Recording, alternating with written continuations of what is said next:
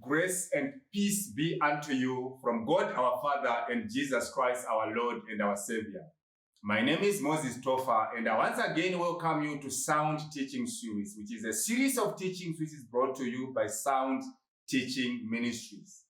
Our ministry is to teach the sound doctrine of our Lord Jesus Christ and liberate people from the jaws and the claws of crooked doctrines, of false doctrines, and bring them to the knowledge of the truth so that they can be set free.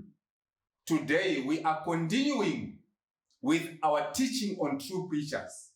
And our teaching is titled that true preachers are pure from the blood of all people. And we are going to read from the book of Acts chapter 20, verse 26. Wherefore, I take you to record this day that I am pure from the blood of all men. Why are you pure from the blood of all men, Apostle Paul? For I have not shunned to declare unto you all the counsel of God. Acts chapter 18, verse 5 to 6. And when Silas and Timotheus were come from Macedonia, Paul was praised in the Spirit and testified to the Jews that Jesus was Christ. And when they opposed themselves and blasphemed, he shook his raiment and said unto them, Your blood be upon your own heads. I am clean. From henceforth I will go unto the Gentiles. It is clear from the scriptures which we have just read that true preachers are innocent. They are pure of the blood of all people. The people who they preach to, the people who they did not preach to. The people who accepted the sound doctrine of our Lord Jesus Christ, and the people who rejected the sound doctrine of our Lord Jesus Christ. Look here. If I preach to you the sound doctrine of our Lord Jesus Christ, and if you reject that doctrine, your blood will not be counted on me. I will not be made accountable for your blood, but your blood will be upon your own head. John chapter 12, verse 48. He that rejecteth me and receiveth not my words has one that judgeth him. The word that I have spoken, the same shall judge him in the last day. Praise be unto God. So in this teaching, I want to talk about the factors which make true preachers to be innocent, to be pure of the blood of all people. The first factor is that true preachers preach Christ. True preachers do not preach themselves. True preachers do not preach any other gospel. True preachers do not preach prosperity gospel. Praise be unto God. We need to be able to understand that the doctrine that we preach as preachers is the one which will either make us clean of the blood of all people or make us guilty of the blood of the people whom we preach to. Praise be unto God. 2 Corinthians chapter 4, verse 5. For we preach not ourselves. So who do we preach? But Christ Jesus the Lord, and ourselves your servants for Jesus' sake. We need to know that Christ is the gospel. Christ is the word, which means that any other gospel which is not of Christ, which is not about Christ, is not of Christ. Any other gospel which preaches any other thing other than Christ is not sound gospel. Praise be unto God. The second factor which makes true preachers to be innocent of the blood of all people is that they are consistent through and through in their words, in their message, in their preaching, in their teaching. They are consistent. Let me tell you this. Sound doctrine is consistent. Day in, day out. Week in, week out. Month in, month out. year in, year out, decade in, decade out, and century in and century out. True doctrine, sound doctrine does not change. It does not have many colors. It is one doctrine. Praise be unto God. Acts chapter 26, verse 22. This scripture touches me a lot. Having therefore obtained the help of God. What did you do after obtaining help of God? I continue unto this day, witnessing both to small and great, saying none other things than those which the prophets and Moses did say should come. This is Apostle Paul. Which means he did not preach any other gospel. He preached only Christ. Praise be unto God. He stayed on the course. He did not waver and started to preach other things other than Jesus Christ. Do you know that there are certain scriptures, if you are a true preacher, if you read those scriptures, they will cut you to your heart. They will pierce you right to your heart of hearts.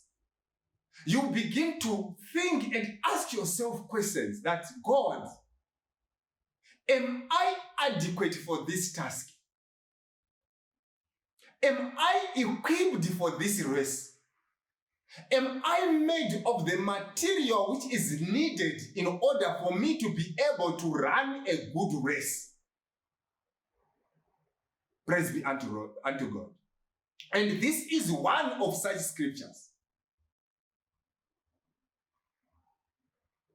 This is one of such scriptures. You ask yourself that, God, am I going to stay on a course? Am I going to preach Christ and Christ alone? Do I have a sound understanding of scriptures? Am I not going to distort your holy scriptures? These are things, these are questions which come to your mind when you read such scriptures as we have just read. Praise be unto God. When you read such scriptures as Acts chapter 20, verse 24,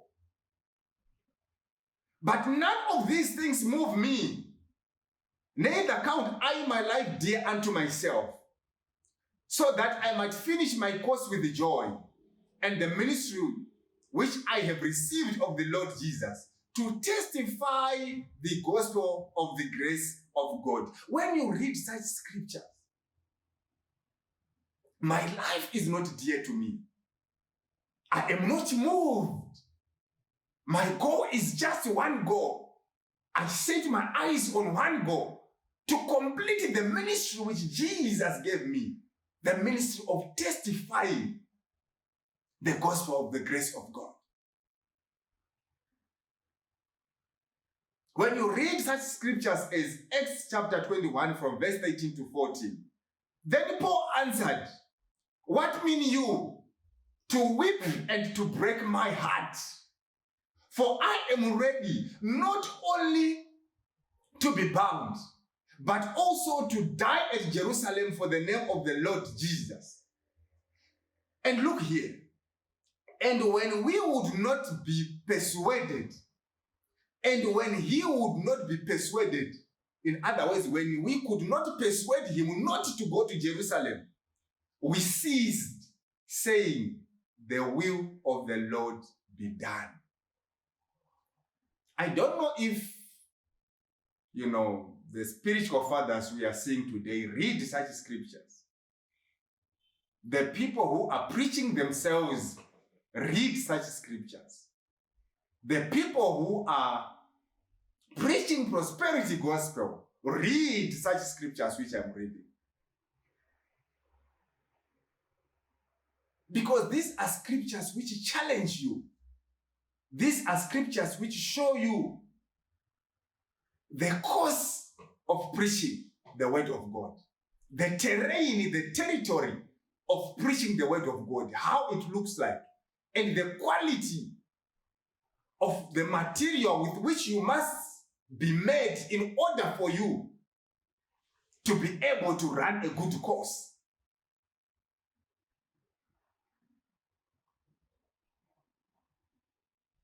I am ready to die for the gospel of Christ. How many people today who are preaching, who can say that I am not only ready to be bound in chains, but I am also ready to die for this gospel? How many? Instead of people saying that I am ready to die for the gospel, we are seeing people who are profiting from the gospel, gaining material things from preaching the gospel, seeking and gaining glory and honor from people, being treated as if they are gods. Do you read such scriptures as I'm reading? You read such scriptures as Acts 18, verse 26. And he began to speak boldly in the synagogue. This was Apollos, whom when Aquila and Priscilla had heard, they took him unto them and expounded unto him the way of God more perfectly. Now look here. Look at how Apollos is described in Scripture. He was eloquent. He was mighty in Scriptures. He was instructed in the way of the Lord. He was fervent in the Spirit. And he spake and taught diligently the things of the Lord. His only deficiency was that he understood, he knew only the baptism of John. Now, a person like Apollos, but Aquila and Priscilla took him and expounded unto him more perfectly the way of God. Praise be unto God. Do you know that today, as I'm preaching, it is a hard thing to find preachers who have the same level of understanding of scriptures such as that of Apollos, who have the understanding of scriptures which Apollos had. But with the understanding which he had a certain deficiency. Praise be unto God. But these preachers we are seeing today, who do not have even a fraction of the understanding of scriptures which Apollos had, they have titles which are up there. Many of them are not in the Bible. They refer to themselves as generals of God, as archbishops, as reverends.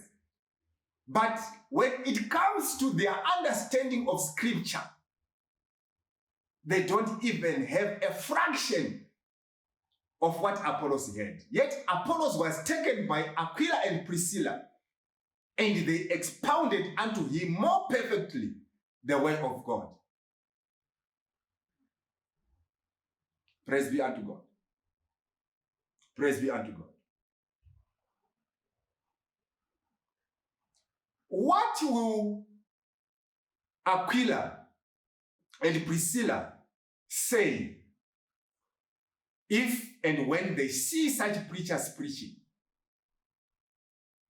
Because when they saw Apollos preaching, they took him and said, you have a good understanding, but there is a certain deficiency which we need to address. And they expounded to him more perfectly the way of God. What would they do to these spiritual fathers of today who have got imposing titles, who have got grandiose titles, who have got intimidating titles, but when it comes to scripture, they have zero understanding? Priscilla and Aquila will not say, "Come, let us expound more perfectly unto the way of God." They will say, "Stop preaching in the name of Jesus. You are not sent of God." Praise be unto God. When you read scriptures such as Acts chapter 6, verse 8 to 10, and Stephen, full of faith and power, just where I've read, you must freeze when you read such scripture. You must stop and think. Stop and ask yourself questions, especially if you are somebody who is saying, "I am a preacher." Full of faith and power, did great wonders and miracles among the people.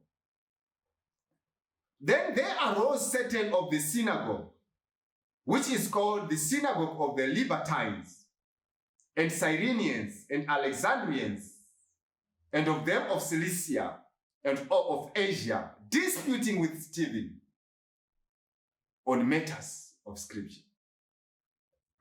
I like what I'm about to read now. And they were not able to resist the wisdom and the spirit by which he spake.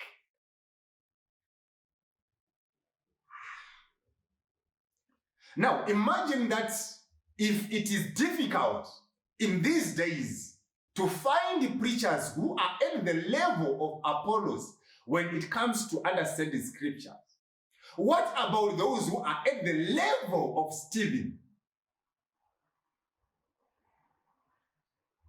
He spake with wisdom which could not be withstood, wisdom which could not be contested. But today it's about, you know what, God uses me mightily in the area of healing, deliverance, and all that.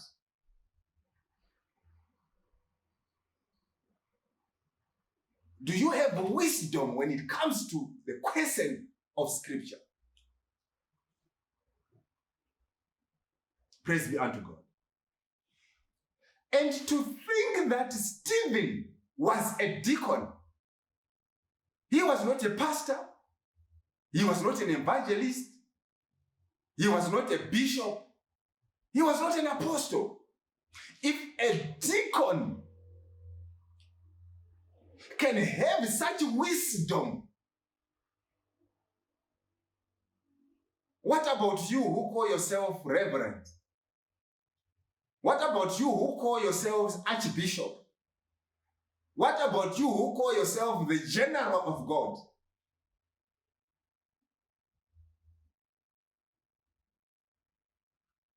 What measure of wisdom are you supposed to have on matters of scripture?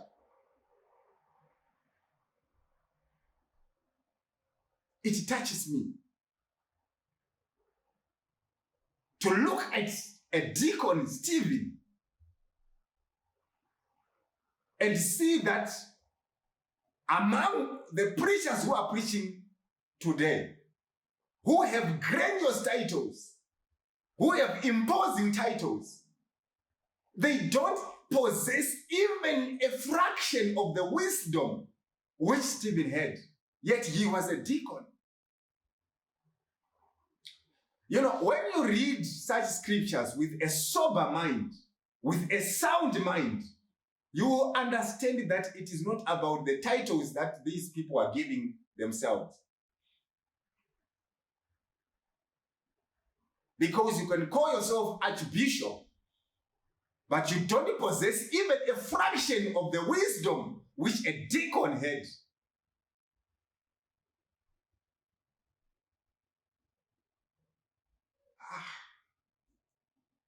Praise God. Do you know that if it happens that as I'm preaching now, Stephen comes, Stephen appears, and then I see that there is Stephen listening to what I am preaching. I will say, Stephen, you know what, I was just sharing for a short moment, I am done.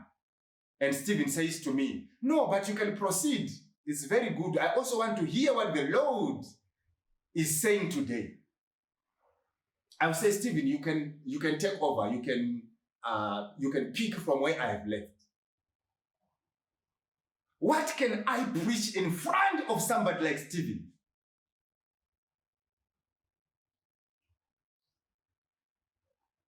If you read Acts chapter 7, if you read his sermon, you can see the wisdom with which he spake.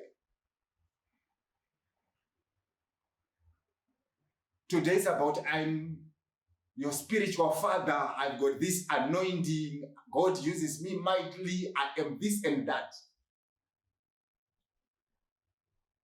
Be under my spiritual covering. No. No. No. Now, listen to me. Listen to me. There are times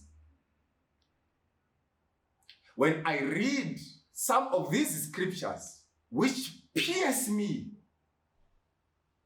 to my heart of hearts, and I go hypothetical. And I start to imagine myself preaching. And as I'm preaching in that church, Apostle Paul, Stephen, Priscilla, and Aquila walk into that church and they sit and listen to what I am preaching. Knowing the wisdom with which Stephen spake, the wisdom which could not be withstood, the wisdom which could not be contested, such that those who argued with him, they could not withstand his wisdom. And all they had to do was to falsely accuse him. And when he was asked whether the accusations were true or false, he did not say that they are true or they are false. But he started to preach with the wisdom whose depth is immense. If you read the book of Acts chapter 7, such that they gnashed their teeth and dragged him out of the city and stoned him and killed him. Knowing that Priscilla and Aquila expounded unto Apollos more perfectly the way of God. Knowing that Apostle Paul said that if we or an angel from heaven preach unto you any other gospel other than what we have preached unto you, let him be accursed. Knowing that Apostle Paul said that, having obtained the help of God, I continue unto this day, witnessing to the great and to the small, no other things other than those which the prophets and Moses said should come. Knowing that this is what Apostle Peter had to say about Apostle Paul, that in all his epistles, he writes of these things. Some of these things are hard to be understood, which those who are unstable, those who are unlearned, distort, as they do with other scriptures, unto their own destruction. I imagine that if these people Apostle Paul, Stephen, Aquila, and Priscilla are sitting right there and I'm preaching. I ask myself these questions. That will I proceed with my sermon? Will I preach the doctrine which I am preaching in the presence of these people? What will these people say about my sermon? What will they say? And I also think that imagine that these people, Apostle Paul, Stephen, Aquila, and Priscilla, they walk into that church and the prosperity preacher is preaching. And they take their seats and they begin to listen to the sermon. And the prosperity preacher says that I am coming from Zimbabwe, where I was seeing my spiritual father. I am loaded with the anointing of my spiritual father. Today you are going to receive your breakthrough. Today you are going to receive your miracle money. Today you are going to receive your job. You are going to receive your financial breakthrough. You are going to receive your marriage. You are going to receive your child. You are going to receive your business. You are going to receive your car. And the prosperity preacher says, you need to be under my spiritual covering in order for you to be safe. And the prosperity preacher says, you need to buy and use the anointed materials in order for you to gain breakthroughs, in order for you to be protected. And the prosperity preacher says, buy that calendar. And if you look at that calendar, which has my face, you will be healed. If you put a sticker which has my face on your car, you will not be involved in an accident. But if you get involved, you will not die. And the prosperity preacher says that you need to cede to my anointing. I ask myself the question that, what will they say? Looking at what they preached, I did not say any other thing other than that which the prophets and Moses said should come. Which means he was saying that I did not say any other thing other than Christ. I did not preach any other gospel other than Christ. What would they say? What would they say? Listen to me. Those who are God's elect. Listen to me. Listen to me carefully.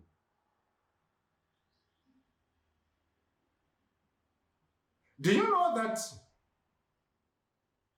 if we read scriptures with the spirit of fear, with the spirit of trembling, with the spirit of seeking to gain a refined, a grand, and a pure understanding of scripture, we will not have all these prosperity preachers we are having today, or at least we will have fewer of them.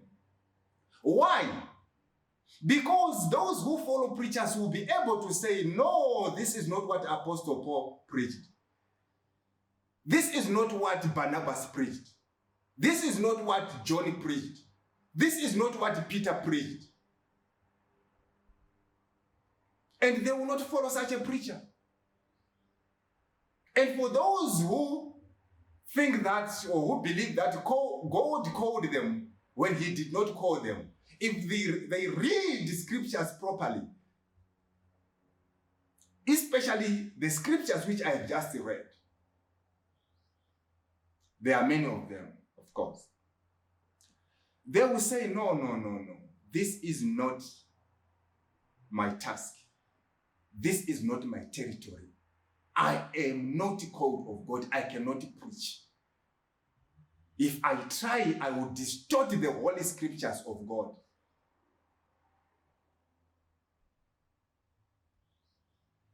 And I'll bring upon myself destruction. what Peter said about Apostle Paul, that he writes some things which are hard to be understood, which people distort. It's a warning. It's a stern warning to those who preach, to those who cite scriptures and explain them. Because he says that they distort them unto their own destruction, which means the price of distorting scripture is destruction. That is when you see somebody just quoting scripture and explaining scripture without having wisdom on matters of scripture. That is when somebody can just open the Bible, read a particular scripture, distort that scripture and say that you are going to receive your breakthrough. This is what the scripture says. Jesus died for you in order for you to be rich in material terms. Do you understand the consequences of distorting the Holy Scriptures of God? Let us read the scriptures with a sound mind, with the spirit of fear and trembling, with the spirit of seeking to understand scriptures. The sons and daughters of prosperity preachers, when you say that prosperity gospel is not of God, they are incensed in such a manner that their first reaction is to defend the anointing, defend the spiritual father. And in that defense, they hardly cite scriptures. And if they do, they distort. Do not judge. Do you understand what that scripture says? Have you read that scripture with a sound mind? With the spirit of gaining or of seeking to gain an understanding of what does it mean? Have you read it in its context? Have you read right to the end, or you just picked and you start to say, do not judge?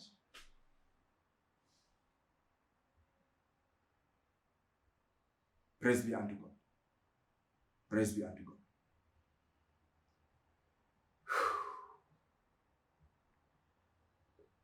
I don't know whether in your reading of scriptures you have come across things which are hard to be understood, which Apostle Peter talked about.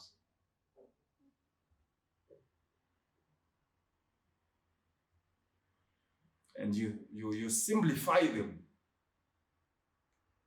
Simplifying hard to understand things. And pack in those scriptures material things. Give your tithe, and God will open the windows of heaven and bless you with material things which you cannot contain. Has any person received material things which they cannot contain because they paid tithe? Do you know what it means to receive what you cannot contain? What you do not have space to receive?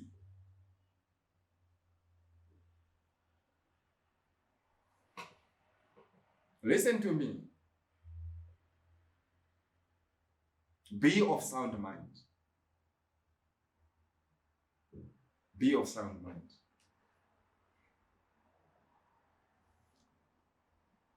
Praise be unto God. Praise be unto God. The third factor which make true preachers to be innocent of the blood of all people, to be clean of the blood of all people, is that they do not defend themselves, but they defend and confirm sound doctrine. It is not about defending your spiritual father. It is about defending and confirming sound doctrine. If somebody challenges your doctrine, what you need to do is to read scriptures and say, this is the doctrine I preach, and this is what scripture says. Look here. If there is somebody who believes that I am a true preacher, and then someone argues with you and tell you that Moses Topher is not a true preacher, if you cannot prove to that person that I am a true preacher using scriptures, looking at the doctrine which I preach, and you say that this is what Moses Topher preaches, and this is what scriptures say, don't defend me. Because the next thing that you will do is to insult that person, is to hurl insults on that person. And you argue without citing any scripture. No. People who are grounded in scripture, they are not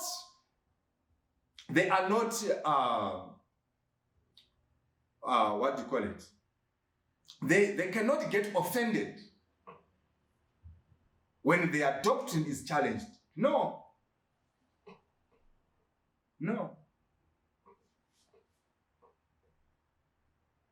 They expound more perfectly the way of God and say, this is the way of God.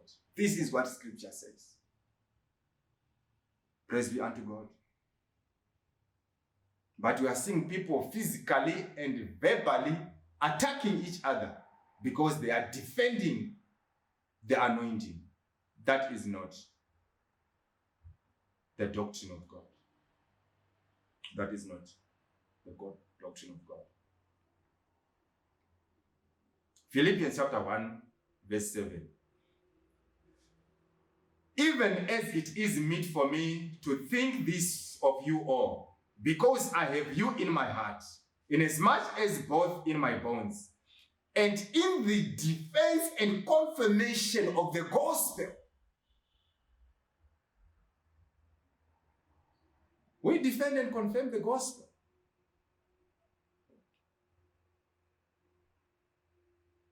The fourth factor which make true preachers to be pure of the blood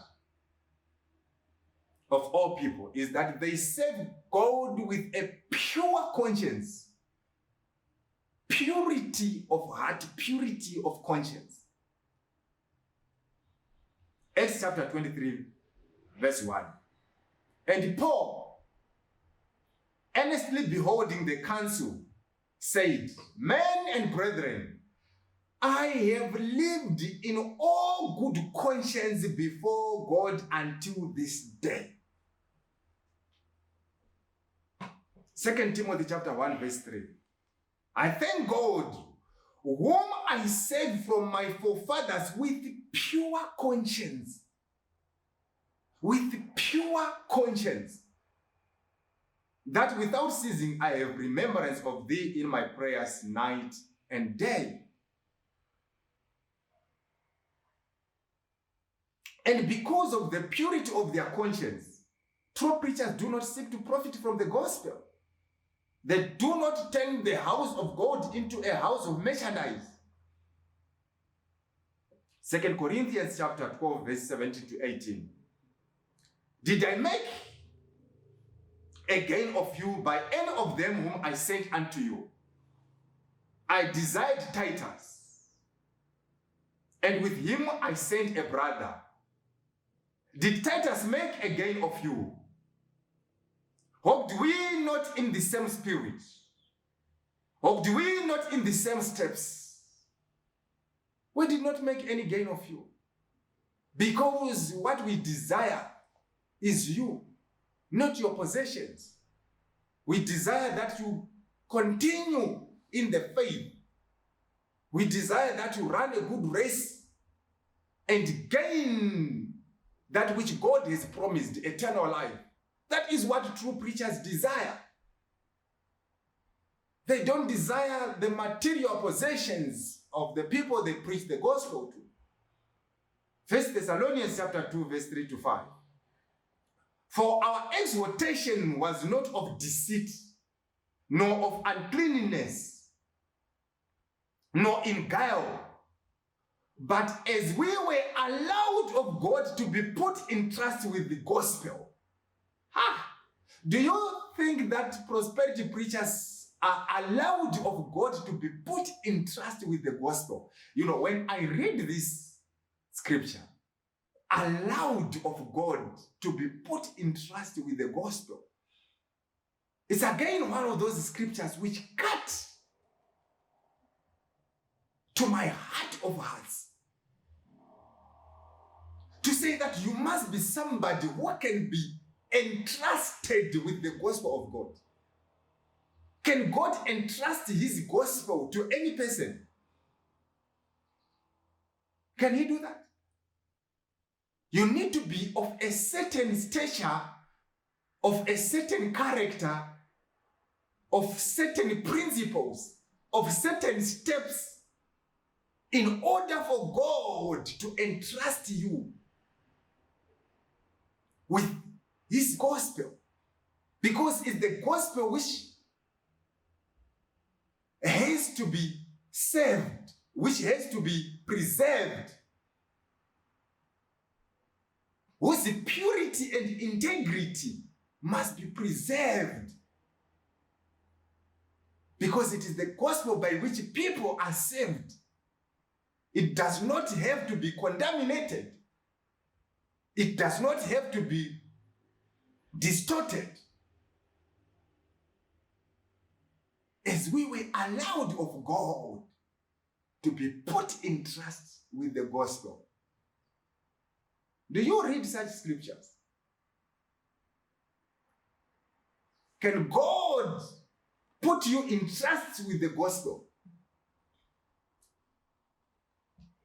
Somebody who begin to take the position of Christ and say that I am a spiritual father,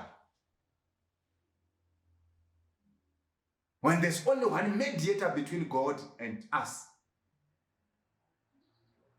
Can God put in trust with the gospel such a person?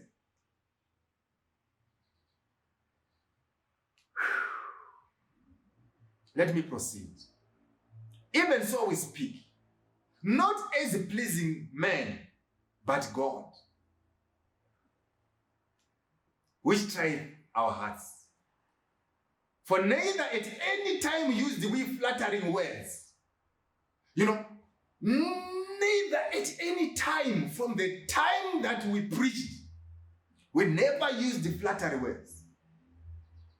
In other words, we never used yearly and monthly themes. We never said 2020 is your year of prosperity. Since the day that we preached this gospel. As you know, nor a cloak of covetousness. In other words, we did not say seed to my anointing.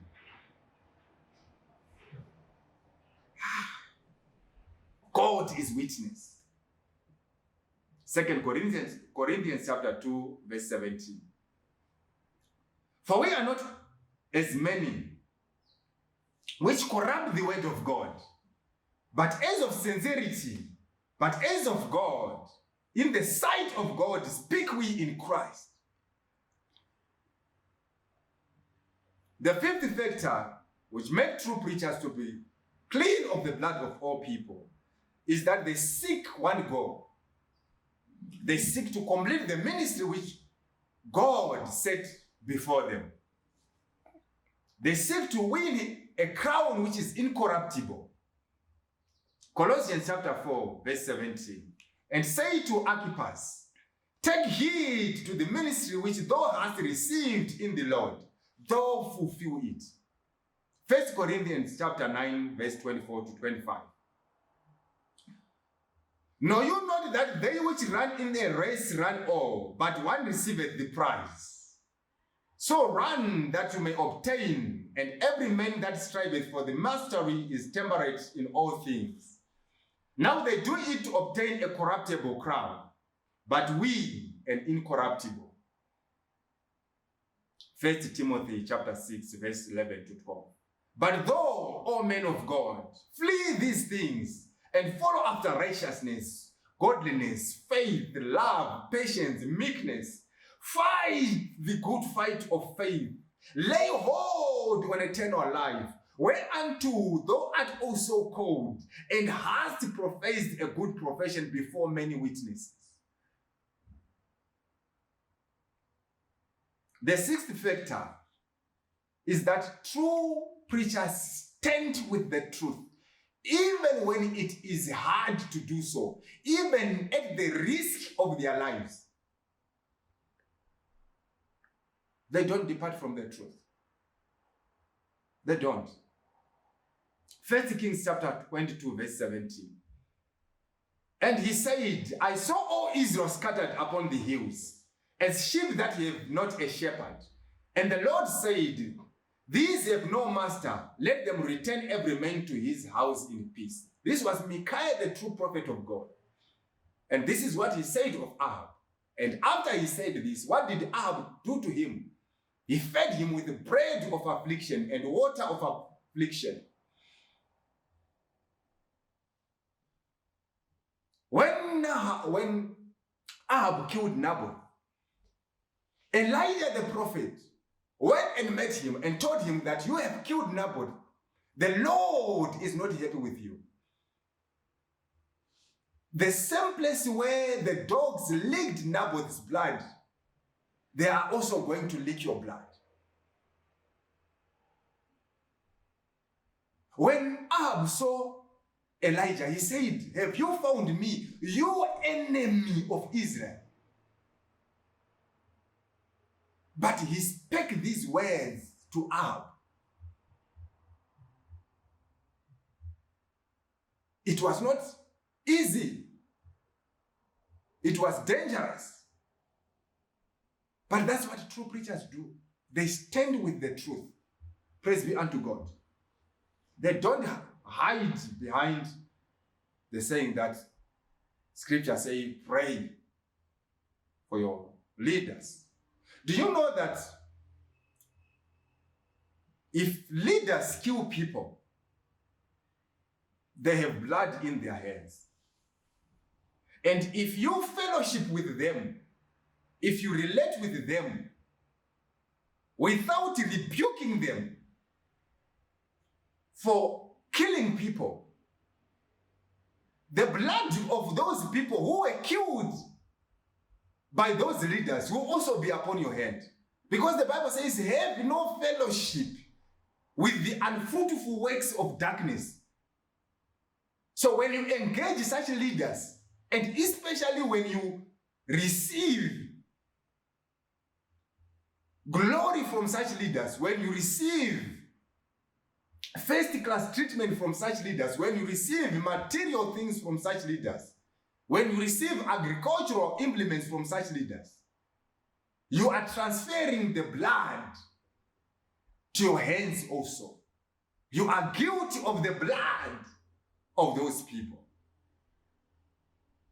But true preachers are innocent of the blood of those people because they stand with the truth and say, you have killed Naboth. The Lord is not happy. You killed people. The Lord is not happy. Stop it. Repent. This is what the Lord wants. And they are pure of the blood of the people who were killed by those leaders. Which is related to the previous factor. Is that true preachers are not protectors, enablers, and sanitizers of evil doctrines and practices. They expose them. So when they do so, they are innocent. They are innocent. They are innocent. The eighth factor is that true preachers are ready to lay down their lives for brethren, for believers. They are ready. They have so much love for believers, such that they do everything they can in order to make sure that they preach sound doctrine, to make sure that they continue to exhort believers to continue in the faith, to make sure that they guard against any doctrine which may cause believers to depart from the faith. 1 Thessalonians chapter 3, verse 12. And the Lord make you to increase and abound in love one toward another, and toward all men, even as we do toward you. True preachers partake in the sufferings of Christ. They partake in the sufferings of Christ. They go through persecutions and afflictions for the sake of Christ. And that makes them pure of the blood of everybody. So there are other factors. I just focused on these factors. But what I'm saying here is that true preachers are innocent of the blood of all people. This is something which may be difficult for many people to understand. But this is the truth.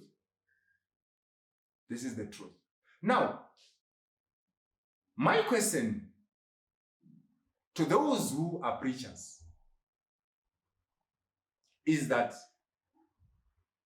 when that time comes for you to depart from this world, and if God gave you, or if God gives you the opportunity to say something to the people you preach to, will you say that, I take you on record this day that I am innocent, I am pure of the blood of all people, because I did not hesitate to proclaim the whole counsel of God? Will you say such a statement? When you preach the prosperity gospel all your life? Praise be unto God. Praise be unto God. Thank you. This is Moses Topher, bringing to you Sound Teaching Series from Sound Teaching Ministries. May the Lord open your heart to respond to sound doctrine. You may not have the opportunity to repent. When you hear the true word of God, you need to repent. But it is not your will, it is not your effort, it is not your capacity. It is God who has to open your heart. Continue to follow us. I believe that through this Sound Teaching Series, God is liberating people from the jaws and the claws of crooked doctrines and bring them to the knowledge of truth and be set free. Thank you.